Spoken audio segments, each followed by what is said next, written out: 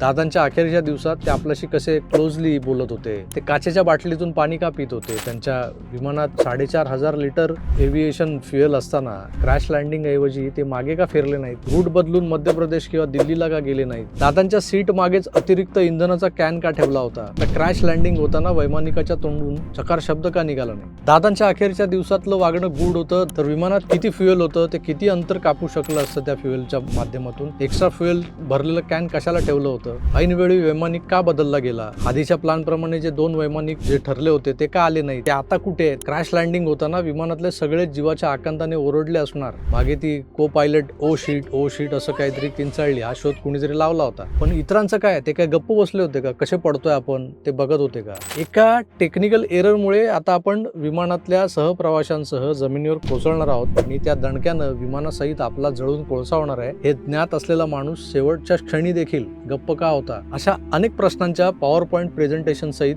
रोहित पवारांनी अनेक प्रश्न उपस्थित केल्यानंतर हे रोहित पवार नेमके कोण आहेत असा प्रश्न सगळ्यांना पडतो. हे असले दावे करणाऱ्या रोहित पवारांकडे पाहून क्षणभर वाटतं चायला हा बाबा एव्हिएशन मधला तज्ज्ञ वगैरे आहे की काय, एखादा एव्हिएशन एक्सपर्ट वगैरे आहे की काय. अशा प्रश्नांची सरबत्ती करणारे रोहित पवार एखाद्या जेम्स बॉन्ड की छठी अवलाद वगैरे वाटतात. गुप्तहेर वगैरे सगळ्या भूमिका मांडत असताना त्यांचा आविर्भाव तर असाच असतो की थोडं थांबा, मीच महाराष्ट्राचा पुढचा मुख्यमंत्री असणार.